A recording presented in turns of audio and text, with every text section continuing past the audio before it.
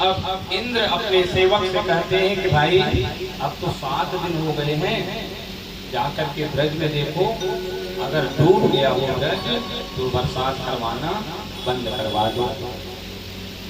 महाराज यहाँ सेवक आकर के देखता है तो चारों तरफ धूल उड़ रही है, धूल। 7 दिन तक प्रलय के बारिश हो रही है, लेकिन ब्रज में धूल उड़ रही है। महाराज सेवक वापस जाकर के इंद्र से बताते हैं कि महाराज ब्रज में तो धूल उड़ रही है। इंद्र एकदम से चकित हो जाते हैं कि इतना बरसात होने के बाद में धूल कैसे उड़ रही है महाराज। तो होता क्या है कि जब बरसात होती है उस समय शेषनाग को भगवान प्रेरित करते हैं, तो आकर के शेषनाग जो है गोला बना लेते हैं। तो पूरा जल जो बरसात हो रही है उस गोले के अंदर हो रही है, और एक तरफ अगस्त मुनि बैठ करके पानी को पी रहे हैं। महाराज क्यों पी रहे हैं कि जब मेरे गोविंद रामा अवतार में आए थे और जब उनका राज्याभिषेक हुआ था, उस समय एक बार माता जानकी के मन में विचार हुआ कि अब ऐसे कोई ब्राह्मण नहीं है जिनको मैं जिमाऊं, और मैं जिमाऊं तो हमको संतुष्टि हो कि आज ब्राह्मण जिमाई। क्योंकि आजकल के ब्राह्मण ना थोड़ा सा 1-2 पूरी खाते हैं, उसके बाद बस। तो मां जानकी को संतुष्टि नहीं होती थी, कोई ब्राह्मण ऐसा मिल नहीं रहा है। तो मेरे प्रभु राम से कहती कि प्रभु कोई तो ऐसा ब्राह्मण निमंत्रण करके लाइए जो जीवे और मैं जिमाऊं तो हमको संतुष्टि हो जाएगा। मेरे राघवेंद्र सरकार कहते हैं अवश्य जरूर ऐसे ब्राह्मण से मिला दूंगा।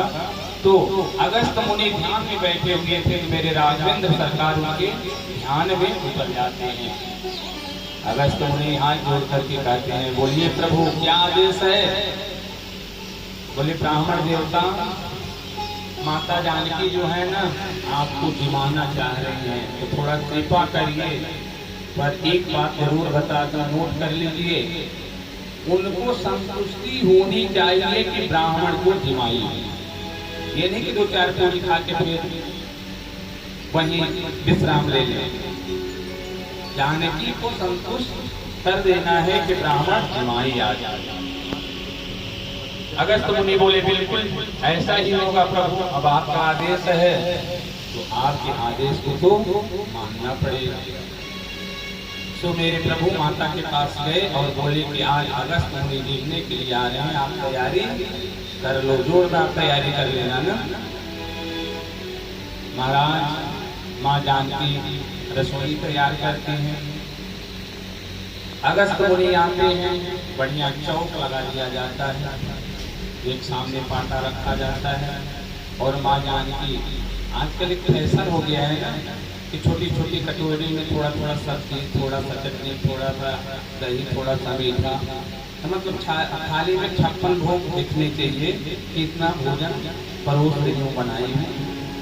तो अगस्त मुनि के सामने जब थाली सजा करके माँ जानकी आती हैं तो अगस्त मुनि केवल उस थाली को ऐसे ऐसे देख रहे हैं।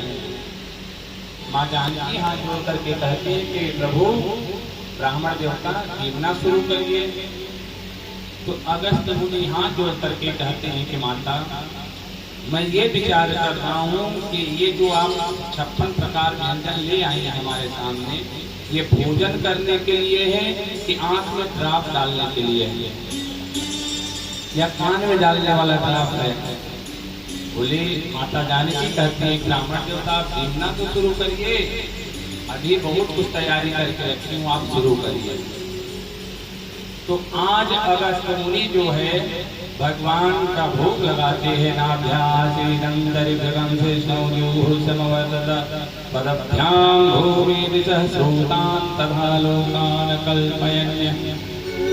भगवान को अर्पण करने के बाद में महाराज भोजन शुरू किए। तो पहले जब ब्राह्मण देवता घर में आते हैं ना तो धीरे धीरे करके एक पूड़ी खाते हैं। माँ जानकी रसोई से पुनः पूड़ी लेके आए। ब्राह्मण देवता अभी तो आप जीत नहीं पाए।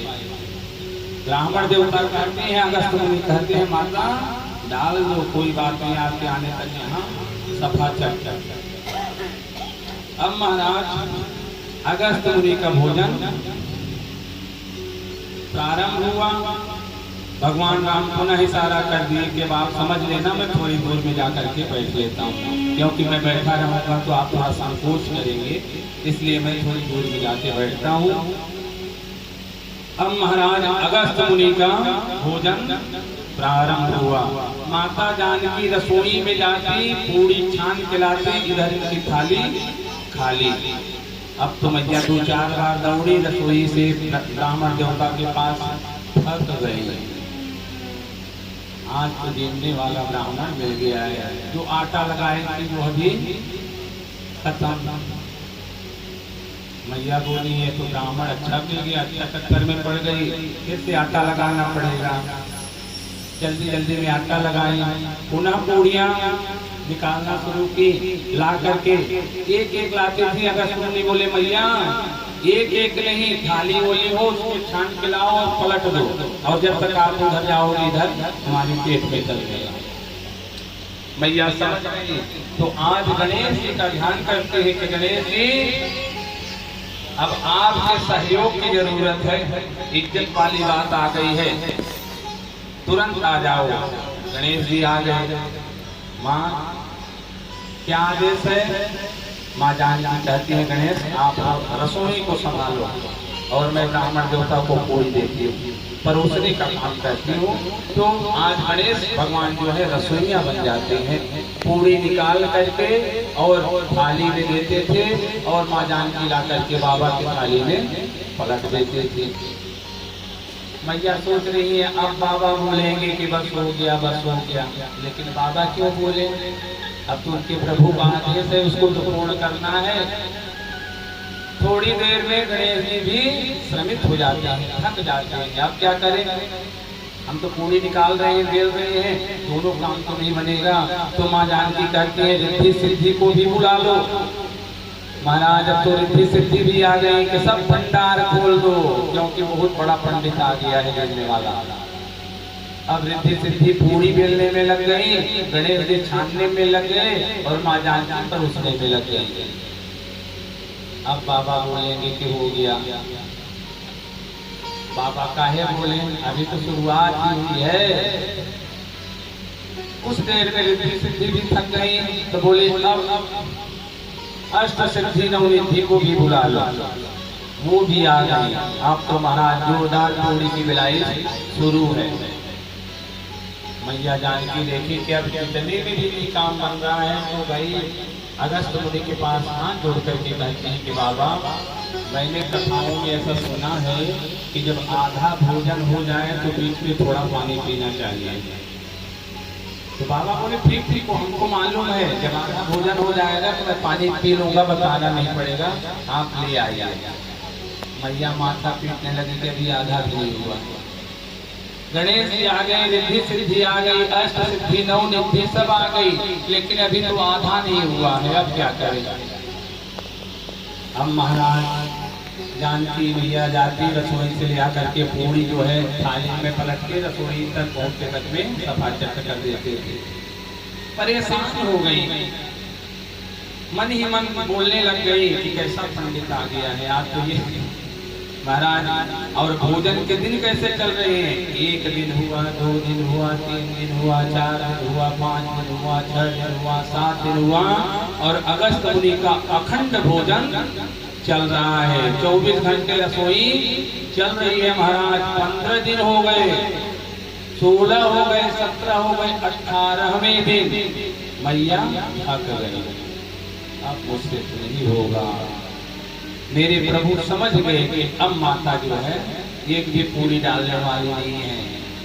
तो पुनः अगस्त मुनि के ध्यान में पहुंचे और बोले बाबा बस अब यहीं पे विश्राम ले लीजिए।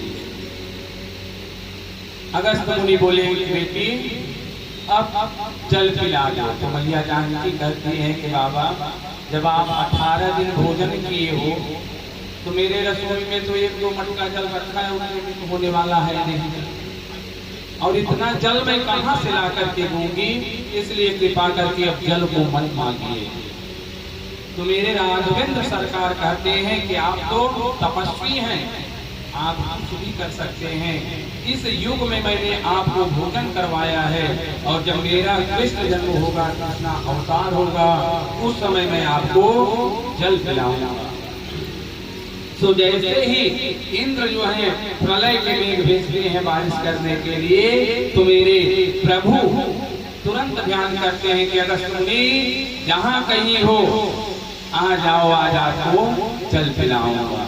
तो वही अगस्त मुनि आज बैठ के जल को पीते चले जा रहे हैं। इसलिए वहां पे कोई कीचड़ नहीं हुआ, ब्रज में धूल हो रही थी।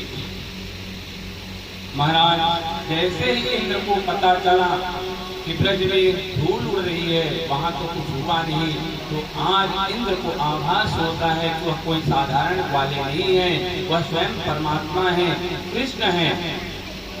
तो इंद्र तुरंत गोविंद के शरण में आ जाता है, मेरे गोविंद के पैर को पकड़ करके प्रणाम करता है और कहते हैं कि प्रभु मेरे अपराध को आप क्षमा करिए, मुझसे बहुत बड़ी भूल हो गई। मैंने तब मेरे गोविंद कहते हैं कि इंद्र तुमसे भूल नहीं हुई, तुमको अभिमान था ना कि मैं कुछ भी कर सकता हूँ, तो तुम्हारे अभिमान को तोड़ने के लिए मैंने यह लीला करी है। मेरे गोविंद कितने दयालु हैं कि कितना भी अपराध कर ले, लेकिन इनकी शरण में जो आ जाता है उसको माफ कर देते हैं, क्षमा कर देते हैं। आज मेरे गोविंद इंद्र को क्षमा करते हैं और गिरिराज की स्थापना हुई। जो 56 भोग का बना हुआ था प्रसाद, वह घर घर में जाकर के बांटा जाता है, वितरण किया जाता है। और उसी दिन से महाराज जी यह गोवर्धन जी का पूजन, गिरिराज जी का जो पूजन है प्रारंभ हो जाता है। बोलिए गिरिराज भगवान की, बाल कृष्ण भगवान की।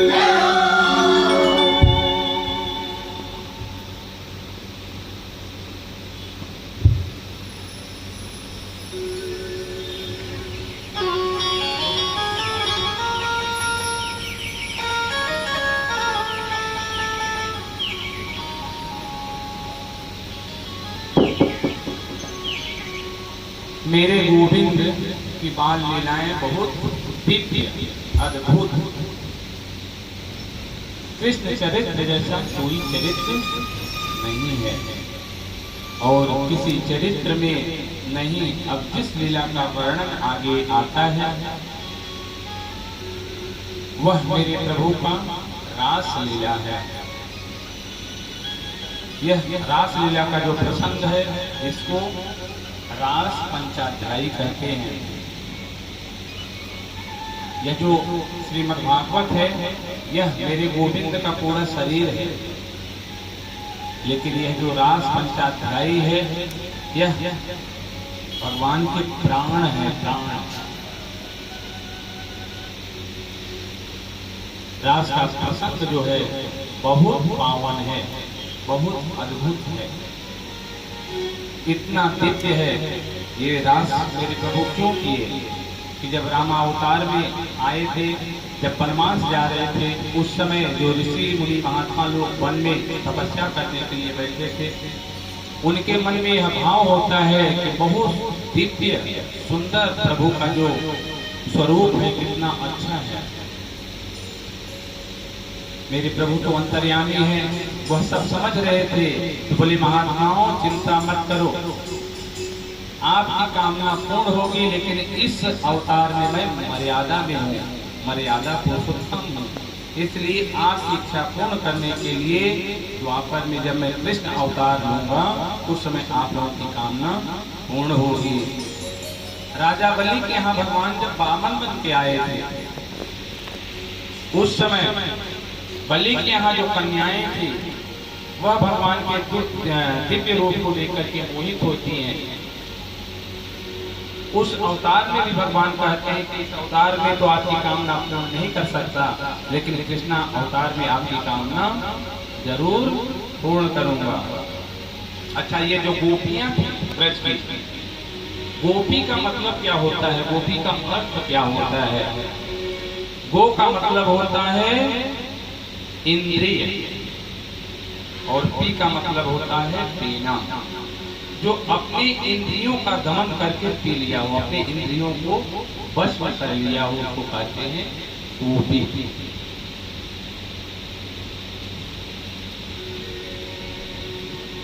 तो ये जितने भी रामा अवतार में, वामन अवतार में मेरे प्रभु के स्वरूप को देखकर के मोहित हुए थे, वे सब आज गोपी बनकर के भगवान के साथ रास करने के लिए आते हैं। अच्छा, ये जो चार हमारे वेद हैं, हमारे जो चार वेद हैं, ऋग्वेद, यजुर्वेद, सामवेद, अथर्ववेद, इन चार वेदों में 3 कांड है महाराज जी। पहला कांड है ज्ञान कांड, दूसरा है उपासना कांड और तीसरा है कर्म कांड। 4 वेदों में 1 लाख मंत्र हैं। जो चारों वेद हैं उनमें टोटल 1 लाख मंत्र हैं, जिसमें 4000 मंत्र ज्ञान कांड के हैं, 80,000 मंत्र कर्म कांड के हैं और 16,000 मंत्र उपासना कांड के हैं। इसमें जो 80,000 कर्मकांड के मंत्र हैं वह भी गोपी का रूप धारण करके भगवान के साथ रास करने के लिए आ जाते हैं। श्रुति रूपा, मुनि रूपा, साधन सिद्धा, दैत्य कन्या, मत्स्य कन्या, सब के सब गोपी रूप धारण करके मेरे प्रभु के साथ में रास करने के लिए आते हैं महाराज। इन सब का उद्देश्य केवल एक ही है, एन केन प्रकारेण भगवान के समक्ष पहुंच जाना। किसी भी प्रकार गोविंद की प्राप्ति हो जाए। महाराज, शरद पूर्णिमा की रात्रि सुंदर चंद्रमा प्रकाशित है,